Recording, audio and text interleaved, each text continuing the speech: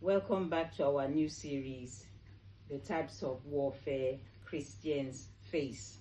And today we're going to talk about the spirit of religion. Remember the Pharisees. They were religious. They loved God, but they hated people. Everything had to be religious. This is how it is. We're not going to bend. We're not going to be flexible. When I started my degree in kingdom theology, that was the first thing we were taught by our first lecturer, that we need to have a teachable spirit.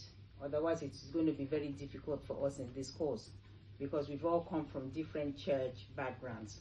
We all have things that we believe, but during the point of that course, some of the things we believe will be challenged. So if we don't have a teachable spirit, we'll be rigid, we will not learn.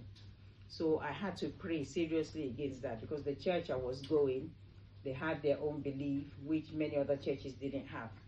And there were some things that I had to say, actually, we are wrong here. You have to get to that stage. So the spirit of religion, that is a warfare.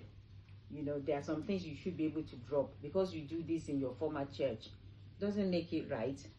You know, maybe your former church, every Sunday morning, you can't do this or you can't do that before going to church. The church you are now going, you can do that, but you might be thinking, the church I grew up as a little girl, if you're on your period as a woman, you can't go to church for 7 days, you know. But we are no longer under the law. We are now under grace.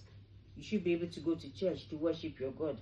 So even though I left that church, the new church I was going that did not practice that, I was reluctant to go to church. Oh, I can't go into church. I'm unclean. When God said, what I have cleansed, don't call it unclean. We're no longer under the law. So if you are still following this spirit of religion, you need to pray so that God will remove it from you.